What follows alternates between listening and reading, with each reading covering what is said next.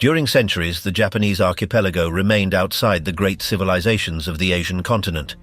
Amidst mountainous landscapes and scattered coasts, agrarian societies began to emerge, organizing themselves under regional clans.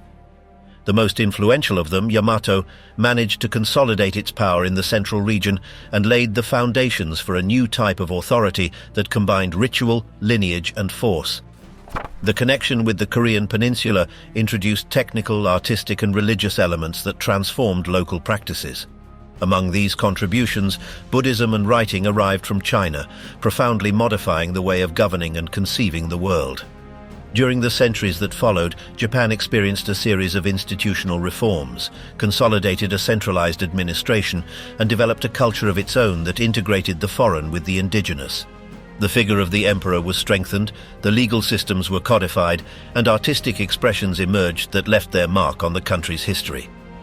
How was Japanese civilization built from its tribal roots until it became a centralized state? The first millennia, from nomadic subsistence to the hierarchical rice field. The earliest history of the Japanese archipelago begins long before the appearance of known kingdoms or names. For hundreds of thousands of years, the islands were inhabited by groups who lived by hunting, fishing, and gathering.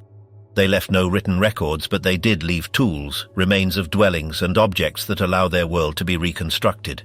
The oldest evidence of human presence dates back at least 100,000 years.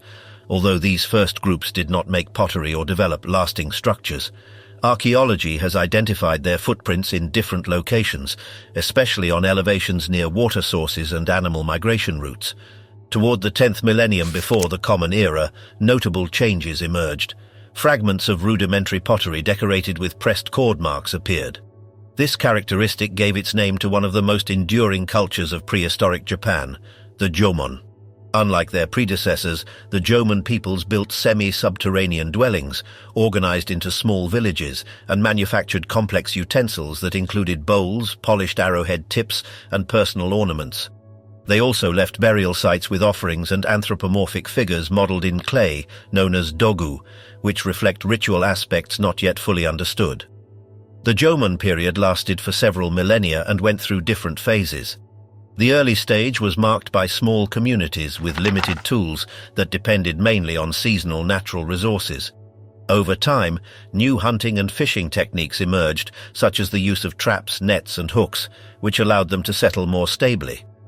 During the middle phase, which coincided with a warmer climate, a demographic growth was recorded, accompanied by a greater complexity in pottery and settlement patterns. The villages became more numerous, and some came to have dozens of dwellings organized in circles. In the late stage, a growing specialization was observed in the production of stone tools, the construction of communal structures, and the accumulation of shells in large mounds, which have served as the main source for understanding their diet and environment.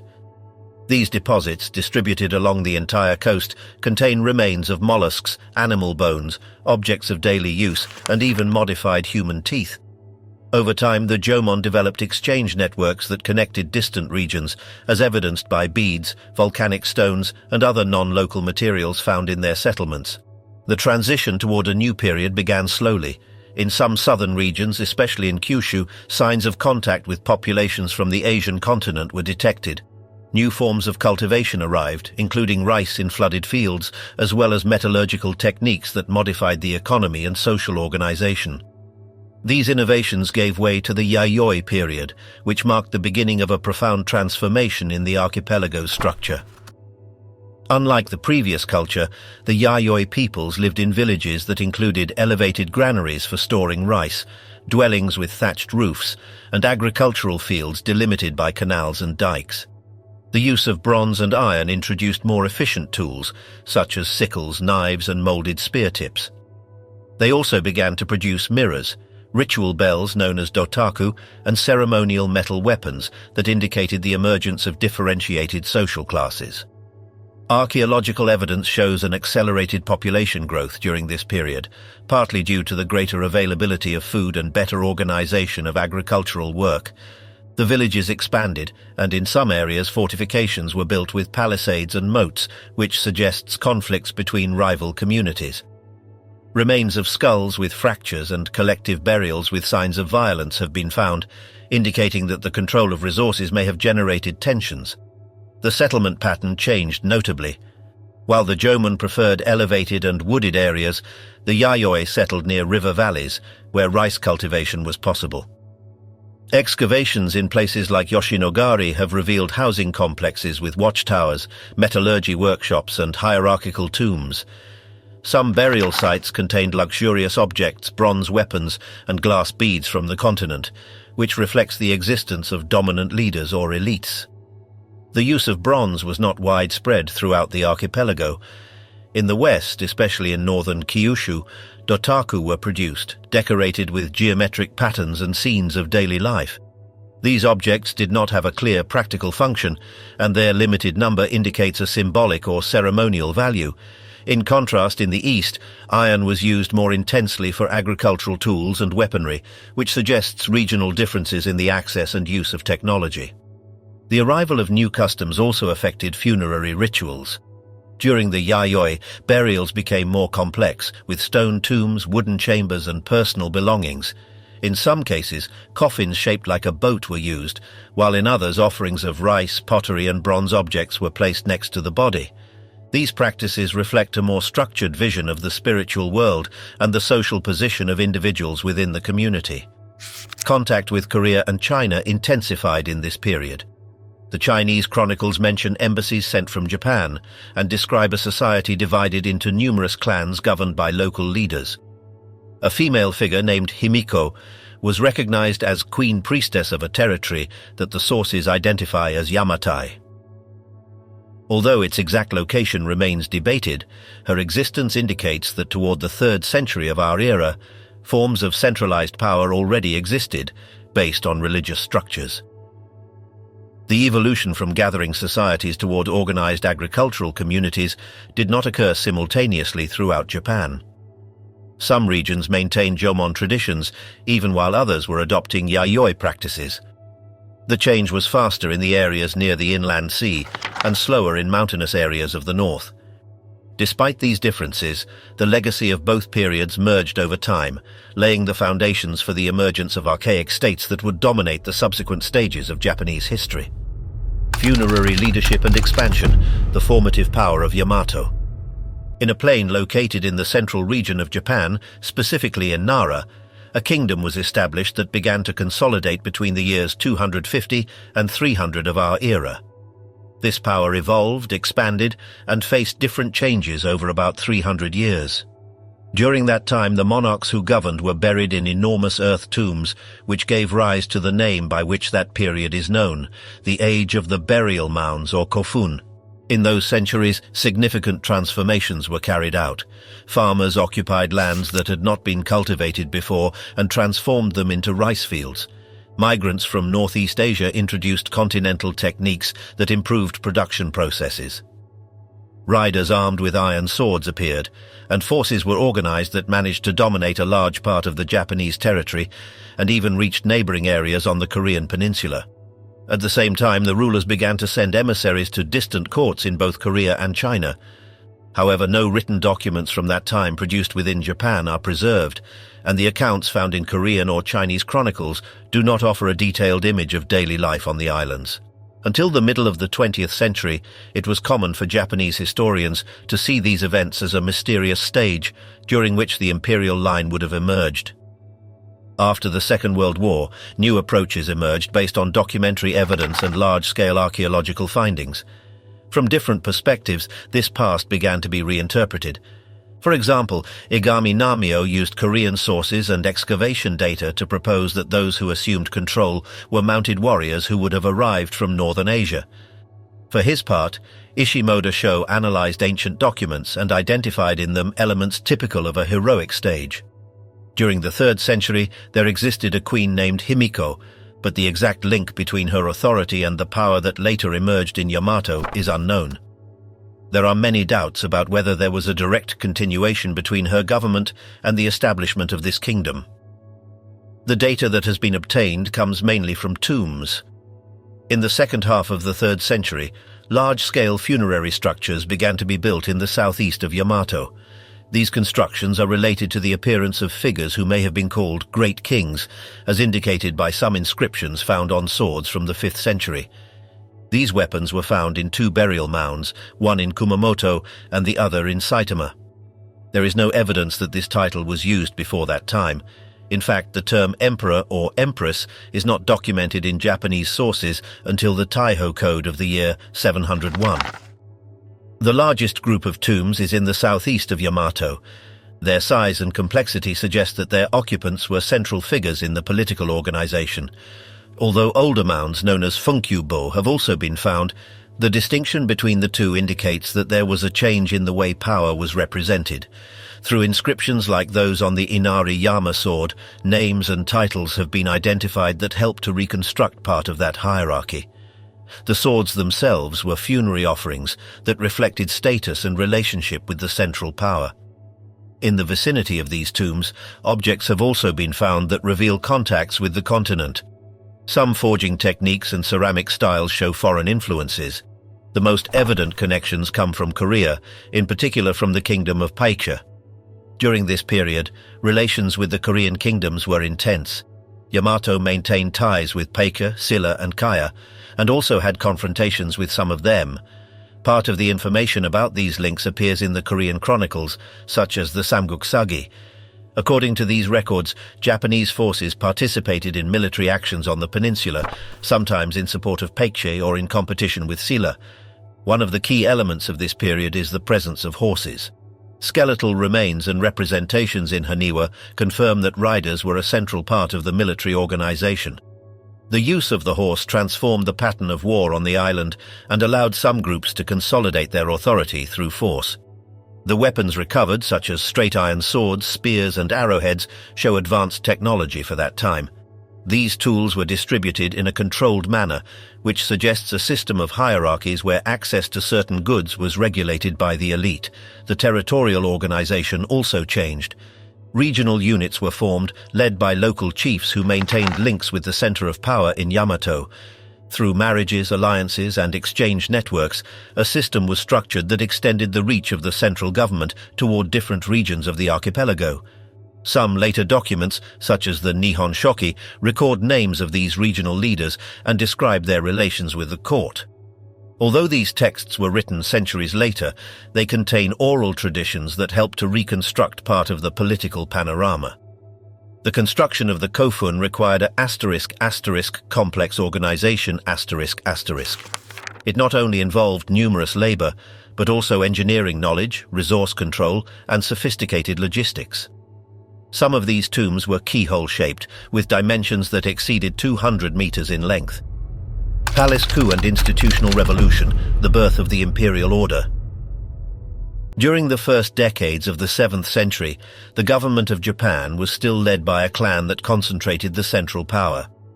Although there were nominal sovereigns, the effective control of political affairs was exercised by the Soga family, which had already directly influenced important decisions since previous generations. In that stage, the one who truly managed the levers of power was Soga no Emishi. His dominion was consolidated after the elimination of his internal rivals and the strengthening of alliances that ensured the continuity of the dominant lineage. Despite the appearances of stability, tensions began to grow in the immediate environment of the throne. In the year 645, a decisive coup occurred.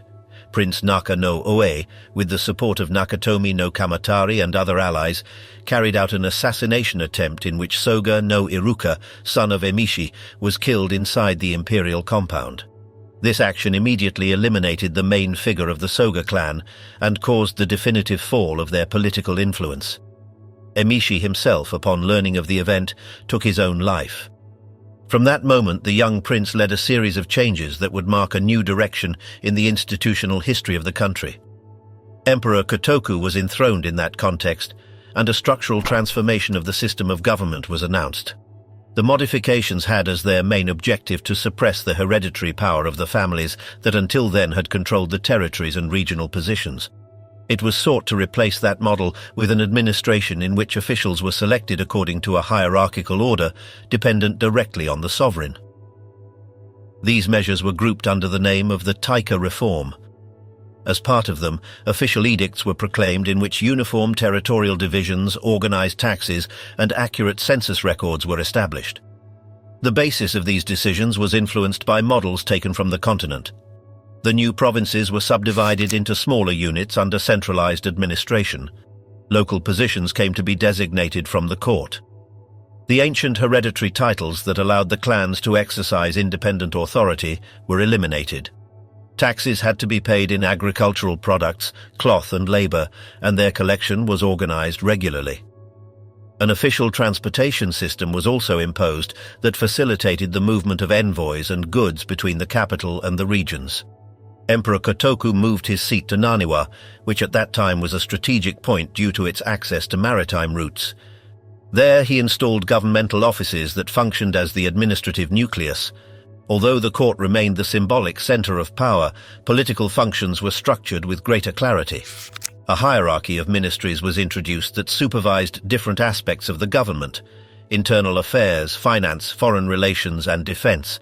These structures imitated models that were already in use in other regions of East Asia. After the death of Emperor Kotoku in 654, Prince Naka no Oe assumed the throne with the name of Tenji. During his reign, more measures were implemented that strengthened the state apparatus. Among them, a military system based on the mandatory recruitment of peasants was adopted. A network of public warehouses was also established to guarantee grain reserves, intended both for emergencies and for the sustenance of serving officials. As part of his reformist drive, the emperor promoted regulatory adjustments that sought to improve the efficiency of the administration and reinforce central control. Although the complete details of these legal efforts are not preserved, it is known that they influenced the subsequent organization of the bureaucratic system. Under his mandate, a system of ranks was also consolidated that classified officials according to merit, experience, and loyalty. The system of 19 grades was adjusted to limit access to the superior ranks, reserved for people close to the throne. During these years, diplomatic contacts with other kingdoms on the continent intensified. Emissaries were sent to Silla and to Tang, and in response, foreign missions were received. These exchanges contributed to reinforcing the knowledge of foreign administrative structures. The Japanese court adopted various elements of those systems to apply them in their own territory. Upon the death of Emperor Tenji in 672, a clear successor was not defined. This uncertainty caused a dispute for the throne between Prince Otomo, son of Tenji, and his uncle, Prince Owama. The conflict ended with a brief civil war known as the Jinshin Rebellion. Owama's forces, who had gathered support in the eastern provinces, managed to prevail after several skirmishes. Otomo was defeated, and Owama was proclaimed as emperor under the name of Tenmu. With the arrival of Tenmu, many of the reforms initiated in previous decades were reinforced. The system of noble titles was reorganized, eliminating unnecessary grades and concentrating authority in the highest ranks. The number of authorized lineages to use surnames that evoked ancient privileges was reduced. The objective was to centralize authority around the imperial figure and limit the autonomous power of the influential families. During his reign, new provisions on land ownership were also issued. It was established that cultivated lands would be administered by the state, which would distribute them temporarily among the peasants. In exchange, they were obligated to pay tributes, perform public works, and send recruits. Detailed records were created that allowed the control of land use and the calculation of the contributions of each village. This measure, known as the equal field system, sought to stop the increase in private properties. The administration was reorganized under two great organs, one dedicated to ritual and religious affairs, and the other in charge of secular government. Both bodies depended on the sovereign and supervised specialized ministries. Norms were issued to regulate the conduct of employees, control access to positions, and establish supervision processes. Toward the year 689, under the government of Empress Jito, the Asuka Kiyomihara Code was promulgated. This legal compilation included provisions on the penal system, taxation, and the organization of governmental offices. It also defined the rights and duties of the different social categories, from the nobles to the peasants. With this set of laws, the state system reached a level of complexity and uniformity superior to that of previous stages. Religious practices were integrated into this new structure. Buddhism was officially promoted, and temples were built under state sponsorship. Monks were registered, and control was established over their number and activities. The role of ancestral rituals, which continued to be directed by members of the imperial family, was also reaffirmed. This fusion between administration and beliefs strengthened the authority of the throne. At the end of the 7th century, the state apparatus already had a body of laws, an administrative hierarchy, a regulated fiscal system, and an army recruited systematically. The figure of the emperor came to occupy the center of the political scheme, surrounded by institutions that responded to his direct authority. Although some clans maintained certain prestige, they could no longer act independently against the central government. The changes made during this century laid the foundations of the Japanese political order for the subsequent centuries. The adoption of continental models, adapted to local conditions, allowed for the construction of an administration capable of sustaining a stable central power. The reforms were not applied immediately throughout the country, but their influence progressively extended from the capital toward the provinces. The 7th century concluded with a strengthened court, a consolidated legal structure, and a model of state that would serve as a reference for the development of the following period. The reforms initiated by Prince Naka no Oe and continued by the emperors who succeeded him marked the transition from a system based on clans toward a unified government under imperial authority. Failed centralization from the fixed capital to administrative chaos. In the year 710, the center of government was officially moved to Nara, marking the beginning of an era defined by a fixed capital with permanent imperial structures and a more defined state system. This city, then known as Heijokyo, was designed following a rectangular scheme that replicated continental models, especially those of Chang'an. With wide streets and a grid organization, the new seat of power consolidated central control over the different territories of the archipelago. Upon settling in Nara, the court began to reinforce the administrative structure. The central government offices were maintained, headed by the Daijokan, where the ministers were in charge of state affairs.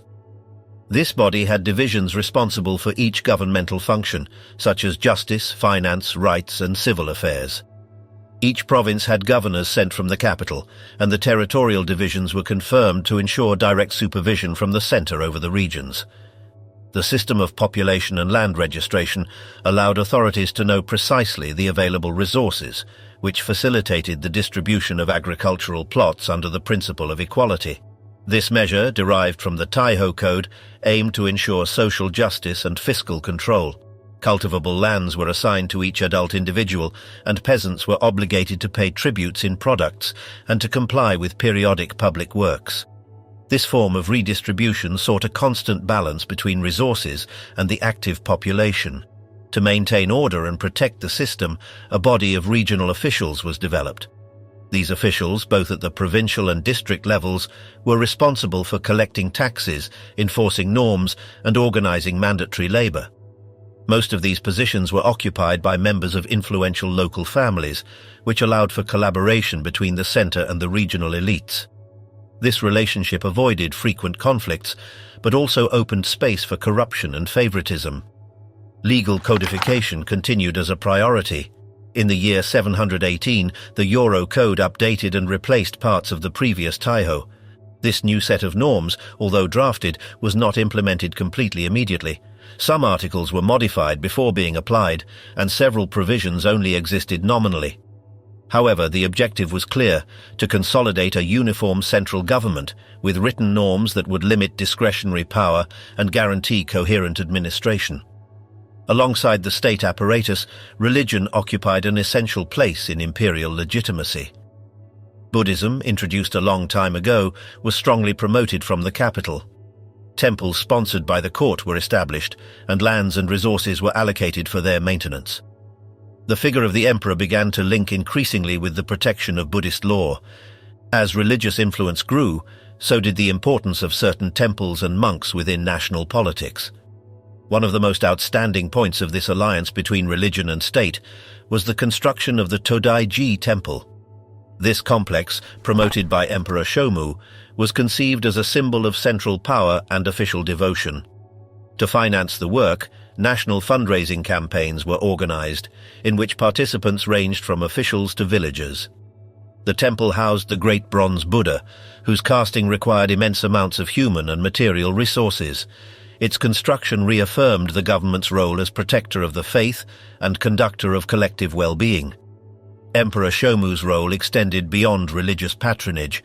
His administration promoted the network of provincial temples with the idea of extending spiritual and political control to all regions. This network of institutions served not only to propagate Buddhist doctrine, but also to transmit court decisions and reinforce its presence outside Nara. During these years, the court faced internal challenges linked to succession and real power. Empress Koken, later known as Shotoku, retook the throne after a brief interlude and faced tensions with figures from the aristocracy. Her closeness to the monk Dokyo sparked controversies within the government. He was promoted to unprecedented positions, and his rise aroused fear among officials who saw him as a threat to the traditional structure. This situation led to an internal division that jeopardized institutional stability. The conflict with Dokyo concluded abruptly after the death of the empress. The monk was banished and members of the clergy were prohibited from occupying positions close to the throne again. This decision marked a change in the relationship between religion and politics, limiting the direct interference of Buddhism in government affairs. Although the temples continued to receive support, clearer barriers were established between spiritual and secular power. The fiscal situation began to deteriorate. The expansion of tax-exempt lands reduced state revenues. As nobles, temples, and influential figures obtained privileges, the tax burden fell on an increasingly smaller sector of the population. The progressive loss of fiscal lands forced the court to seek new forms of financing, but the solutions applied failed to reverse the decline. The court tried to counteract this trend by reinforcing inspections, but the measures were insufficient. Records stopped being updated regularly, and the number of workers available for public works decreased. The structure that had allowed for uniform administration began to fragment, and many legal provisions remained without real application in the most distant provinces. Towards the end of the century, administrative difficulties worsened. The inability to control the farthest regions led to the erosion of the principle of centralization. Emperor Kanmu, upon ascending the throne, found a weakened state machinery and an almost inoperable fiscal system. Faced with this panorama, he decided to abandon Nara as capital and found a new seat in Nagaoka, which marked the end of a stage and the beginning of a profound reorganization.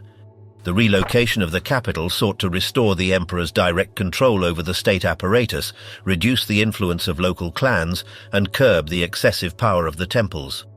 Although Nara had symbolized the consolidation of the imperial state, it had also witnessed the growth of parallel structures that limited central authority. With the founding of Nagaoka, a new chapter opened in the attempt to renew the government. Nara's legacy was reflected in the records, laws, and organization that modeled Japan's first unified state apparatus. Despite the failures in its implementation and the problems generated by the tax system, the principles established there laid the foundations for the model that would evolve in the following centuries. The experience of this period offered hard lessons about the relationship between power, territory, religion, and administration, which would continue to mark the course of the country in subsequent stages. Between the sea and the empires, links with continental Asia. During the Jomon period, glass beads were found that did not come from the area, which suggests indirect exchanges with foreign peoples, although there is no direct evidence of contact with continental kingdoms in that stage. In the Yayoi era, on the other hand, maritime traffic intensified. The findings of Chinese objects in Kyushu and the record in Chinese sources of delegations coming from the archipelago show that diplomatic ties existed from the beginning of the first millennium before our era. China already documented in the 1st century before Christ the inhabitants of Wa, who lived scattered in more than 100 settlements and were governed by local figures. At that time, the term Wa served to identify the inhabitants of the archipelago and did not imply a political unification. The first official shipment recorded was in the year 57 of our era, when a leader of Wa sent emissaries to the Han court to offer presents. In exchange, he received a gold seal with the inscription, "King of Na of Wa, authorized by Han." That exchange was followed by others during the following decades. One of the most important records appears in the Wei Ji, a chronicle written in the 3rd century that describes in detail the social and political structure of the archipelago's inhabitants. The document mentions that in the period after the year 180 of our era there were conflicts between the small clans until a female leadership emerged under Himiko, who managed to stabilize the territory. Himiko was described as a woman who did not marry, lived secluded, and dedicated herself to ritual practices. Her authority was recognized both by the local rulers and by the Wei court in China. Mutual embassies were sent, and the empress received bronze objects, mirrors, and textiles. In response, the Chinese court granted her official titles, as well as gifts that consolidated her status in the archipelago. After her death, the leadership was assumed by her successor, Io, a young woman of 13 years belonging to the same lineage, recognized by China through a new delegation sent from Wawao. During the following centuries, interactions with the continent continued. Between 266 and 413 of our era, at least 5 Japanese missions to the Jin court are documented, each headed by leaders who sought imperial legitimation. It is recorded that toward the end of the 4th century, the leader of Wa presented himself as king of the 55 kingdoms of the East upon requesting a formal recognition from the Liu Song dynasty. The Chinese sources mention the names of 5 kings of Wa who sent successive embassies: San, Qin, Sai, Ko, and Bu. The latter, identified by some researchers as Emperor Yuryaku, received an honorary title in the year 478 of our era, which demonstrates the continuity of interstate relations. These contacts had not only symbolic purposes, but also opened the door to a flow of prestige objects, technical knowledge, and forms of administrative organization. In parallel, relations developed with the 3 kingdoms of Korea, Koguryo, Paikcha, and Silla. Although the Korean and Japanese sources do not always coincide, there are cross-mentions that confirm an active diplomatic network in that area. The Kingdom of Paikcha maintained particularly close ties with Yamato, as they shared interests against the military pressure of Koguryo to the north and Silla to the east. During the 5th century, multiple journeys between Yamato and Paikcha are documented. These missions not only exchanged presents, but also technical knowledge. The Korean records mention that artisans, doctors, musicians, and scribes were sent from Paikcha toward Japan. In 513, the arrival of a set of Buddhist books is recorded, as well as materials related to Chinese writing. This transfer of knowledge constituted a decisive step in the cultural and state development of Japan. Korea's influence on the archipelago was not limited to the intellectual aspect. Experts in construction, architecture, and foundry were also transferred. Korean technical communities were established in various regions of western Japan. In exchange, Japan offered military support to Paikcha in its conflicts with Koguryo and Silla, which consolidated a strategic alliance. Nevertheless, the cooperation was not always stable, since geopolitical interests changed according to the internal circumstances of each kingdom. During the Asuka period, embassies toward China multiplied. In 600, Prince Shotoku sent emissaries to the Sui court. One of the best-known episodes was the letter in which the Son of Heaven from where the sun sets was greeted, written from the Son of Heaven from where the sun rises, a formula that made the Chinese officials uncomfortable due to the egalitarian treatment. Even so, the link was maintained, and new missions were sent in the years 607, 608, and 614. These diplomatic visits included officials, students, and monks who remained in the Chinese capital to receive training in multiple disciplines ***. From there arose a direct transfer of administrative models, urban planning techniques, and legal principles that were later incorporated into the Taika and subsequent reforms. The Japanese institutions adopted practices such as censuses, cadastras, and hierarchical territorial divisions according to continental patterns. In 630, the first official mission to the Tang dynasty was organized, which was already consolidated in China. Throughout the 7th century, more than 10 delegations were sent with diverse objectives. Some envoys remained years studying law, poetry, medicine, and state rights. Upon returning, they were incorporated into the bureaucratic apparatus in key positions, which allowed them to directly apply what they had learned abroad. Starting in 702, With the promulgation of the Taiho Code, a state system was institutionalized directly inspired by the Chinese structure. Embassies continued until the middle of the 9th century, when the rulers of Japan considered that the country had already assimilated enough external knowledge to develop its own institutions. Regarding the religious aspect, the missions to the continent brought with them Buddhist doctrines, statues, sutras, and temple architects. Paikha was the first kingdom to introduce Buddhism to Japan toward 538. The construction of temples such as Asukadera was carried out with support from foreign artisans. Subsequently, monks of Chinese and Korean origin arrived, who established schools and disseminated sacred texts translated into classical Chinese. In parallel to Buddhism, elements of Confucianism were also absorbed, especially in its state version. The doctrines on hierarchical obedience, respect for ancestors, and the ruler's virtue as a moral model were integrated into the legal codes. Records indicate that toward the middle of the 8th century, a literate elite, capable of reading and writing political and religious texts in Chinese, already existed in Japan. These external influences did not supplant local customs, but rather were added to them, generating a hybrid culture. The written language continued to use Chinese characters, but was adapted to Japanese phonetics. The noble titles also took continental forms, although traditions typical of the Yamato court were preserved.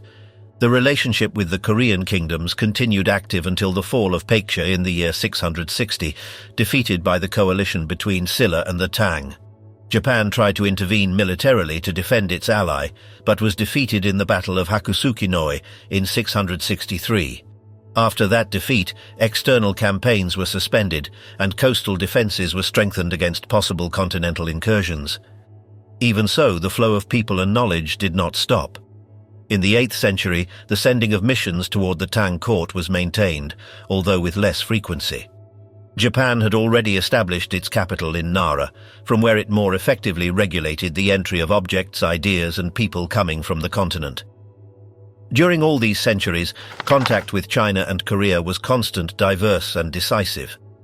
The political, religious, cultural, and technological transformation of Japan between the 3rd century before Christ and the 8th century cannot be understood without that network of exchanges. The institutions, the texts, the rites, and the architectural forms that defined the imperial state were born in part from the crossing between those 3 regions connected by the sea. Spirits of the lineage, oral beliefs, and sacred hierarchy. During the initial phase of Yayoi, there was not yet a consolidated doctrine that organized the beliefs related to the kami.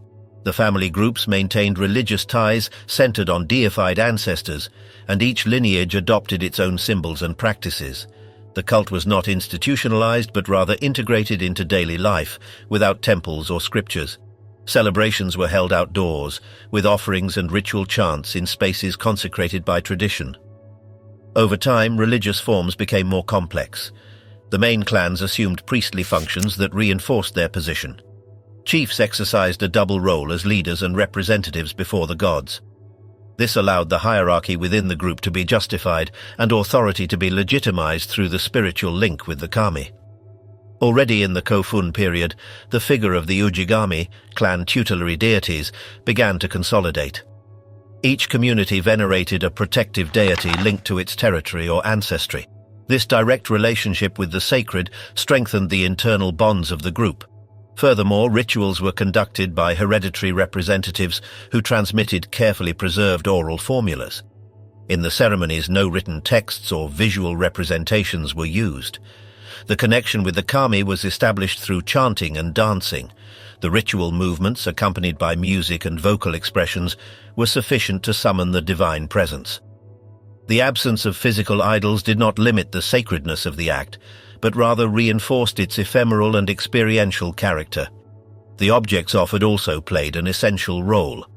Carefully prepared foods, special vessels, and valuable utensils were presented. These elements were not reused, as they formed part of the act itself. Once the ritual concluded, they were discarded or buried, reaffirming the uniqueness of the event. During the Yamato government, the role of the cult in the organization of the state was gaining greater importance. Ritual practices were centralized, and common rules began to be established for certain religious procedures. The authorities recognized the symbolic power of the ceremonies to consolidate their position, which led to a certain standardization of formulas and sequences. The Yamato elites promoted the veneration of certain divinities over others. This did not imply denying the existence of multiple kami, but rather hierarchizing them. Some shrines acquired national prestige and received official support. Ritual functions were then linked to the state structure, and those in charge of the religious offices occupied specific positions. One of the key elements in this stage was the creation of divine genealogies that linked the governing lineages with the main kami. The foundational myths were compiled and reorganized, giving rise to narratives that explained the supernatural ancestry of certain families. This strategy reinforced the legitimacy of power through a common narrative of sacred origin. The concept of kami was not limited to anthropomorphic divine entities. It also encompassed natural phenomena such as mountains, rivers, or unique trees. The notion of the sacred was linked to the capacity to manifest force, beauty, or rarity. Therefore, certain places were considered the abode of powerful beings whose influence had to be respected. As Yamato's influence expanded, many local divinities were included in the official pantheon. Instead of eliminating previous cults, they were integrated under new forms. Thus, continuity with regional beliefs was maintained, but adapted to the centralized political framework. This process was not uniform, but rather varied according to circumstances and regions. With the arrival of writing from the continent, the possibility of recording rituals, genealogies, and mythologies arose. However, in this initial phase, the use of Chinese characters was applied more to administrative documents. Chants and prayers continued to be transmitted orally, and it was not until later that they were put into writing. The shrine became the fixed space where these practices were carried out. The first ones were not permanent buildings, but rather temporary structures that were dismantled after the rite. Over time, some acquired a stable form, with an architecture that reflected respect for the kami. However, the idea that the purity of the place was more important than the building itself still prevailed. Impurity, both physical and spiritual, was a central concept. It was believed that certain acts or circumstances altered the necessary balance for contact with the sacred. Therefore, before each ceremony, purifications were performed through water, fasting, or isolation. These practices had as their objective to re-establish harmony and allow the officiants to present themselves before the gods in an adequate state. The growth of the state apparatus also affected the cults. In the 8th century, the government promoted the compilation of the Kojiki and the Nihon Shoki, two texts that collected ancient accounts, lineages, and mythologies. These works offered an orderly version of the sacred history that favored imperial authority. The role of Amaterasu as a central deity was reinforced in this context. Her shrine in Ise received constant support from the court and became a national reference. The empress, or a woman of the imperial family, was designated as principal priestess, in charge of maintaining the link between the governing house and the solar divinity. The appearance of a bureaucratic structure for religious affairs was another consequence of this process. The Yingikan, or Ministry of Cult Affairs, was established, which regulated the offices, the maintenance of shrines, and the supervision of rituals. This institution formed part of the Ritsuryo system, based on continental administrative models. The existence of a specialized body in rituals allowed for better control of public festivities. Dates, places, and sequences were defined for certain annual events. Although independent local cults still existed, the central apparatus sought to establish a common liturgy that reflected the unity of the state. On many occasions, the agricultural calendar was linked to the rituals. Planting, harvests, and changes of season gave rise to specific ceremonies. The population participated actively, and the act served both to ask the kami for favors and to reinforce social cohesion. Despite the formalization of practices, the oral element remained fundamental. The Norito, ritual formulas recited aloud, preserved an ancient style with repetitions and fixed structures.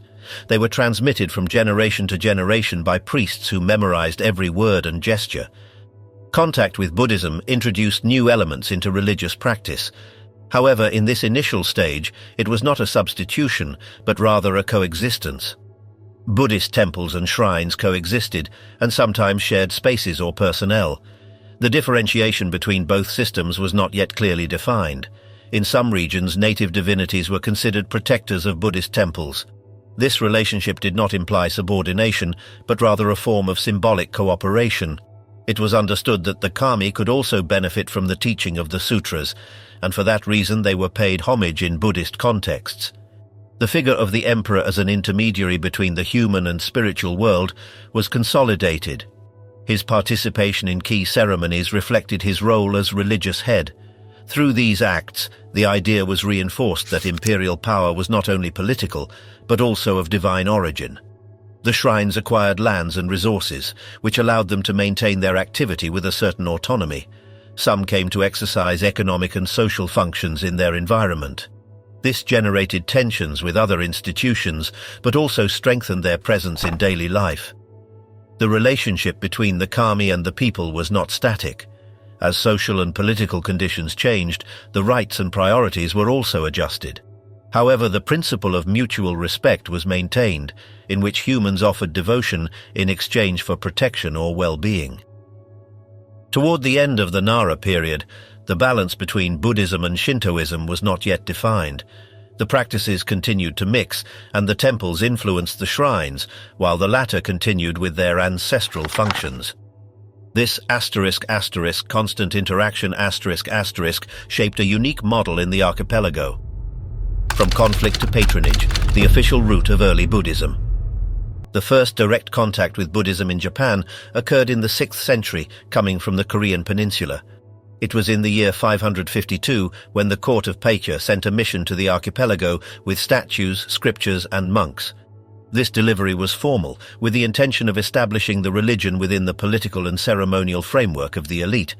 At that time, the Soga family took the initiative to support the arrival of the new cult.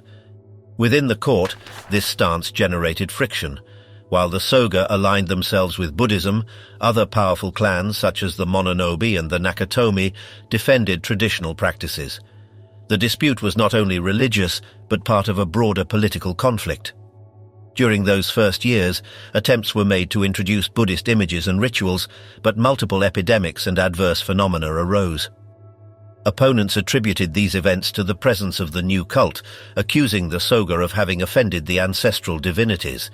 Despite the criticism, the Soga continued with their plans and ordered the construction of the first temple in Asuka, the Hokoji, also known later as Asuka-dera. This building was completed in the years 580 and represented the institutional beginning of Buddhism in the archipelago. At the same time, spaces were created for the training of monks, and the scriptures imported from Korea and China were promoted. The decisive battle between the Soga and their adversaries culminated in 587 with the defeat of the Mononobe. From then on, Buddhism gained presence in the court and received greater support. Prince Shotoku, a member of the same Soga line, took the ideological leadership of the process. Between the years 593 and 622, he served as regent and actively promoted Buddhist teachings, adopting administrative models inspired by the Chinese organization. During his government, official documents were edited that presented Buddhism as the ethical and political basis of the state. The prince also commissioned the construction of temples such as the Shiten-oji and the Horyuji, which were decorated with influences from continental art. Shotoku compiled commentaries on fundamental sutras, such as the Lotus, the Shomangyo, and the Uemadyo. These works were drafted in the context of an alliance between political power and religious authority. In parallel, diplomatic missions were sent to China to thoroughly study the institutional structure of Buddhism in the Sui dynasty. The exchanges allowed for the adaptation of practices such as clerical ordination, temple registration, and textual transmission. During the following decades, the cult consolidated in *** areas linked *** to the central government. Temples not only served as places of prayer, but also as centers of administration and local control. Toward the middle of the 7th century, the Ritsuryo system began to take shape. This model combined legal structures inspired by Confucianism and Buddhist rituals adapted to the Japanese context. Buddhism became part of the state network. The state regulated the number of monks, authorized certain schools, and allocated fiscal resources to sustain the religious infrastructure. In the year 675, under the reign of Emperor Tenmu, the prohibition of meat consumption was decreed in line with Buddhist precepts of compassion. In turn, festivities linked to figures such as Kannon and Yakushi were instituted, which were integrated into the official calendar. The office in charge of supervising religious affairs, the Sogo, was responsible for maintaining control of the clergy.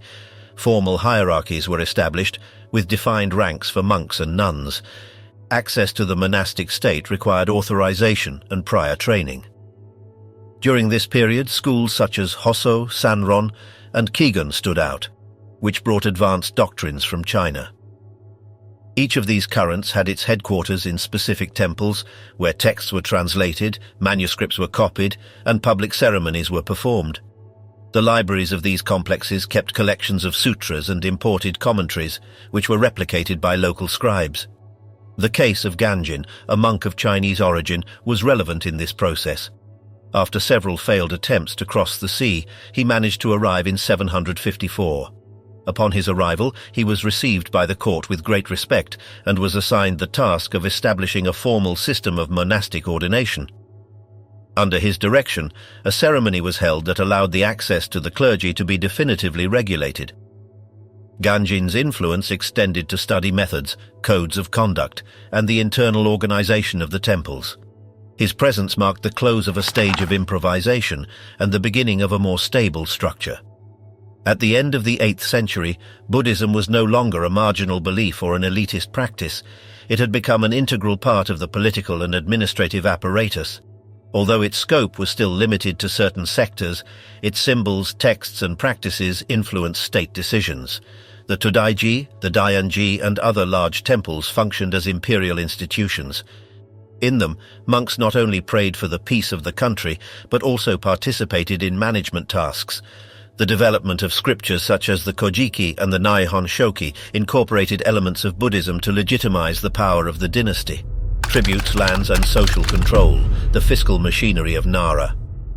During the Nara period, the imperial authorities promoted a structured system of land ownership and use, which sought to centralize territorial management. Since the year 743, decrees were issued that allowed those who cultivated barren lands to keep those spaces for an indefinite time, although that measure did not arise from political generosity, but as an attempt to guarantee the expansion of productive areas. The edict of that year was not the first in that line. Already in 723, another decree had granted rights over the newly worked lands for 3 generations, which implied a period of approximately 60 years. The provisions adopted 2 decades later modified that initial scheme and granted permanent benefits. The policy was not designed to benefit common peasants, but so that the sectors with more resources or close to power would take advantage of the opportunity. Through alliances with temples, aristocrats, or officials, they managed to have the lands remain under their legal control, although the crops were maintained by others. These concessions led to the emergence of the so-called shuan, agrarian units that began to develop outside the direct domain of the government. The lands granted in this framework were exempt from various types of tributes or inspections, thanks to privileges that were confirmed by official decrees. Although these properties did not yet form a consolidated system, trends that would later expand strongly were already observed. The origin of the shuan model cannot be attributed to a single decree, but was the result of a gradual process. Private cultivated lands, often linked to religious institutions or influential families, were consolidated outside the public distribution system, which limited the state's capacity to obtain revenue. On the other hand, the state maintained a rigid social organization that divided the population into groups subject to different levels of control. The basis of this structure was the population registers, known as koseki, in which the names, ages, occupations, and location of each individual were recorded. This system allowed the authorities to know how many people were living in each region and what tasks could be assigned to each one. In addition to the censuses, other documents called keicho were used, which detailed the number of contributors and the amount of cultivated land in each village. That information facilitated the calculation of the taxes that each productive unit had to deliver. The tribute system was mainly composed of 3 types of obligations. In the first place was the basic tax in rice, called so, which was collected according to the cultivated area. In the second place, a payment in kind called cho was applied, which consisted of the delivery of local products such as fabrics, hemp or fruits, depending on the resources of each zone. Finally, there was a tribute called yo, which required peasants to offer merchandise transport or participate in public works during certain periods. These three forms of burden were collectively known as so, cho, and yo, and constituted the basis of state financing. The control over the population was not limited to the imposition of tributes, but was also reflected in the management of people considered outside the norm. A register was maintained of those who did not fit into the category of common citizens, such as delinquents, marginalized people, or foreign populations, on whom additional restrictions were imposed. Different regulations were applied to these groups, and sometimes they were forced to perform specific tasks far from the centers of power. The state established what activities they could carry out, where they should live, and under what conditions they were allowed to circulate. Furthermore, the imperial government promoted the use of currency as part of the administrative centralization process. The first known official coinage was carried out in 708, when a series of copper coins called wadokaichin were issued, which bore Chinese characters on one of their faces. The introduction of that medium of exchange sought to facilitate commercial transactions, but its acceptance was not immediate. Many rural communities continued to use barter as the main form of exchange, due to the limited circulation of coins in the distant regions. Despite the efforts of the authorities, the use of money slowly consolidated and did not entirely replace the traditional forms of economy. During this same period, measures were implemented that attempted to standardize the value of the land for tax purposes. The authorities divided the territory into administrative units called gun, which grouped several villages, and within each one the cultivable areas were calculated. Local offices were created to record this data, and supervisors were appointed who had to guarantee that the figures coincided with the effective production. This structure sought to ensure that taxes were not calculated randomly, but based on standardized parameters. However, the distance between administrative theory and daily practice was great. In many areas, local officials altered the records or favored certain influential families, which generated inequalities in collection. The link between the fiscal structures and the clan system remained firm throughout the Nara era.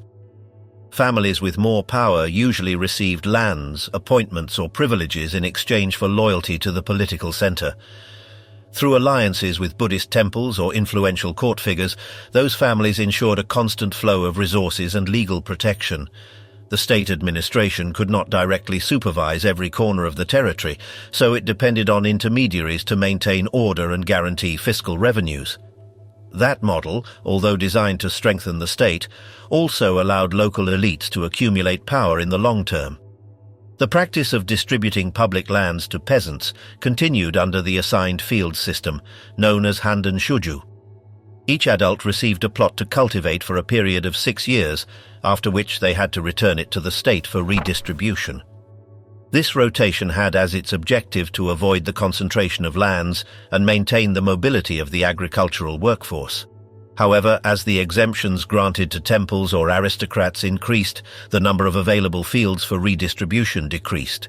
Many peasants were left without lands or received smaller areas, which affected their ability to comply with tributes and reduced their income.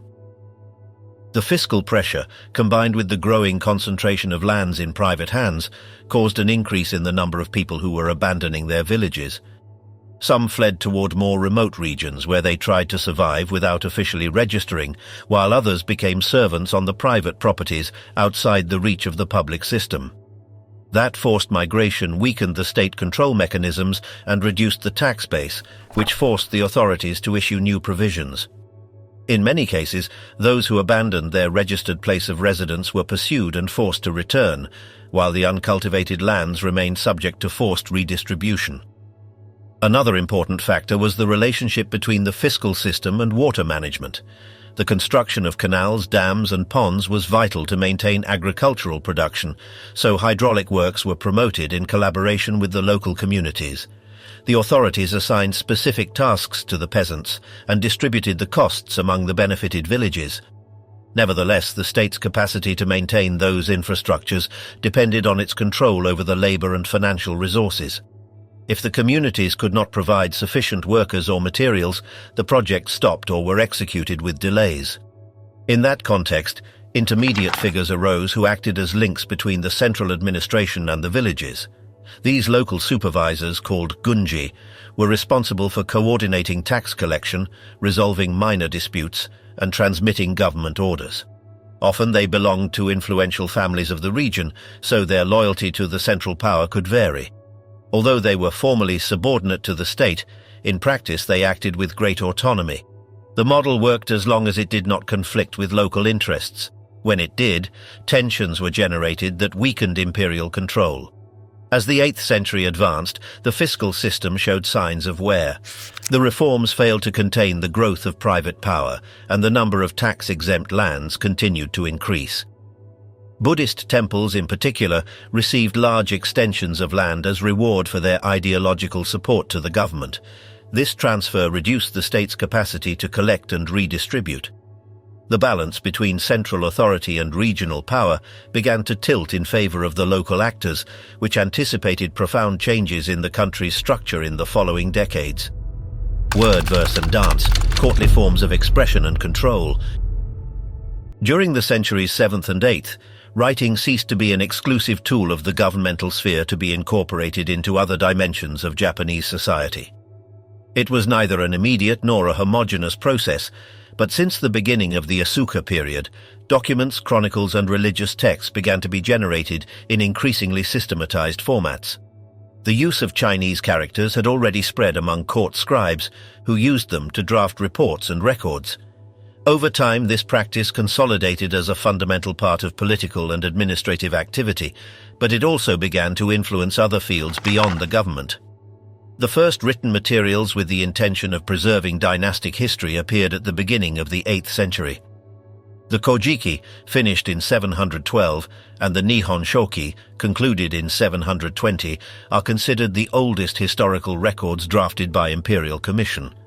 The former, shorter and with a style close to orality, was compiled by O no Yasumaro, who transcribed the narrations recited by Hieda no Are. On the other hand, the latter, more extensive and formal, was drafted in classical Chinese, which demonstrates the level of literacy achieved by the cultured elite. Although both texts share similar stories about the divine origins of Japan, their approaches and objectives differ. The Kojiki served as a genealogical archive and mythical compilation, while the Nihon Shoki aimed to establish a coherent chronology with the continental historical models, especially those of the Tang dynasty. Access to written knowledge remained limited to specific sectors of society. However, literary activities began to flourish in parallel with the consolidation of the state system. Poetry, which until then circulated orally, began to be recorded. The first major compendium that collected these compositions was the Manyoshu, compiled around the year 759. It included poems from different regions, authors, and styles. Its importance lay in showing an expressive diversity that went beyond aristocratic circles. While many of its pieces were written by nobles or officials, verses attributed to soldiers, peasants, and women also appear, which reflects a collective sensibility that transcended the margins of power. The Manyoshu contained more than 4,500 poems, most in the form of tanka, although it also included examples of choka, long compositions that combined alternate verses of 5 and 7 syllables.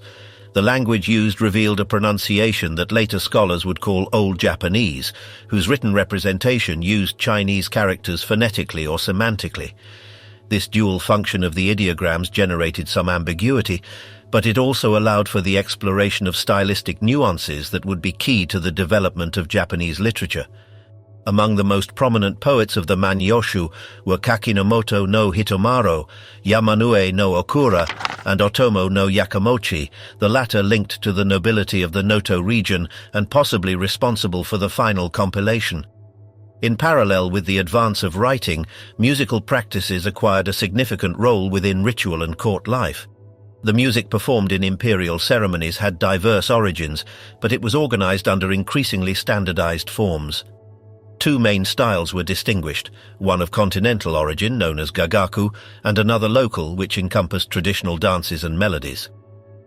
Gagaku-covered pieces brought from China and Korea, adapted to the Japanese context with specific instruments such as the sho, the hichiriki, and the biwa. These interpretations were accompanied by codified dances, whose movements were governed by strict rules. During the Nara period, control over these activities was in the hands of the Ministry of Ceremonies, an institution that regulated the repertoires, rehearsals, and training of the performers. This body was in charge of selecting the musicians, supervising their learning, and determining which compositions should be presented at official events. The transmission of these traditions was done orally and through direct instruction, which reinforced the musicians' dependence on the state apparatus. However, the repertoire was expanded over time, also incorporating elements from the cultures of the Korean Peninsula and Southeast Asia. Some of the musical genres acquired a sacred nature, especially those associated with agricultural calendar rituals or purification ceremonies. The dances known as bugaku combined symbolic choreographies with instrumental accompaniment and were performed by pairs or groups trained from a young age. These representations were not spontaneous, but planned in advance and assigned to specific contexts, such as temple festivals or dynastic celebrations. Furthermore, there was an internal classification of the dances according to their geographical origin and symbolic function. Formal music teaching began to become institutionalized during this period. Academies dedicated exclusively to the training of performers were established, who had to memorize complete sequences of melodies and gestures. The instruction covered both the technical mastery of the instruments and the ability to integrate into orchestral ensembles. This professionalization implied a long process, where aspirants were periodically evaluated by instructors appointed by the government. The families that made up these academies often maintained the profession for generations, which consolidated lineages dedicated exclusively to preserving these arts.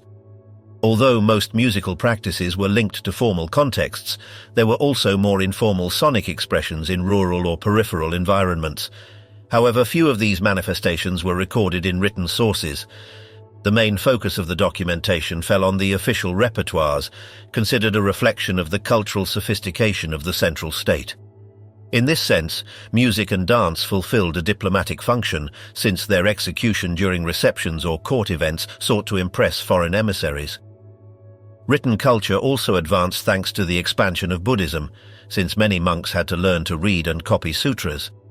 Temples became centers of literacy, where religious texts were produced using increasingly refined techniques. Starting from the 8th century, some manuscripts began to incorporate illustrations and ornaments, which demonstrates an aesthetic concern in the presentation of sacred documents. These copies were valued not only for their doctrinal content, but for the artisanal effort invested in their making. One of the most used materials for writing in that period was paper made from vegetable fibers. Its production required meticulous procedures, and its quality was crucial for the preservation of the texts. The techniques used in paper manufacturing were imported from the continent, but adapted locally. Over time, distinct calligraphic styles developed, although at this stage the use of classical Chinese as a means of written expression still predominated.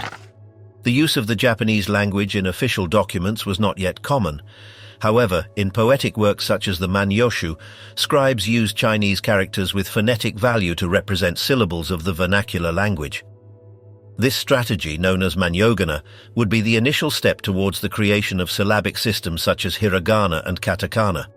Although these forms had not yet been standardized, there was already a practical need to adapt writing to the characteristics of local speech. In social terms, access to writing remained concentrated in certain sectors, but female figures with literary competencies began to emerge. Some court women composed poems or exchanged written correspondence, although their activity remained restricted to private or ceremonial spaces. Despite the limitations, these signs show that literacy was not an exclusive phenomenon of men, although its reach was unequal. The culture of writing, poetry, and music in the 7th and 8th centuries did not advance separately, but in a framework where they mutually influenced each other. The presence of texts in temples, the reading of poems in celebrations, and the execution of ritual dances responded to a vision where art was part of the structures of power and spirituality. What arose in the court or in the monasteries was not conceived as an individual creation, but as a manifestation that had to be preserved, transmitted, and ritualized. The past under decree, chronicle, and legitimation in the era of archives. At the beginning of the 8th century, writing ceased to be a medium limited to administration to become an instrument of authority. The central government ordered the compilation of dispersed documents, the systematization of ancient narratives, and the establishment of an official chronology.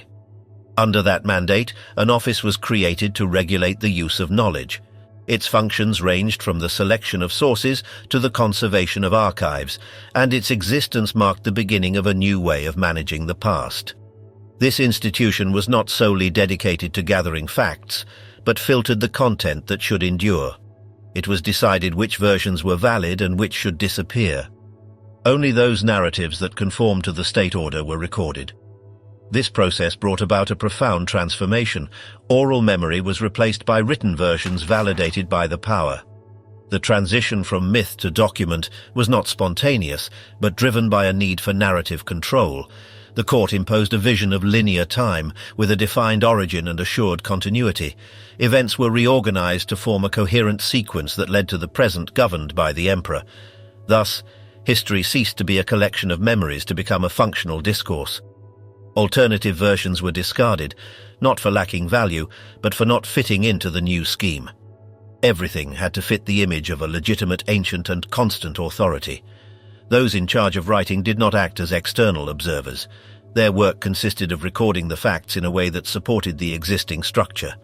Genealogies, decrees, and ceremonies were not included for their historical relevance, but for their political utility. Nothing was neutral. Every fragment had a specific purpose: to confirm the right to govern, to set precedents, or to justify decisions. The text became an extension of the government apparatus. During this period, the practice of keeping official copies of the chronicles in temples and state dependencies began.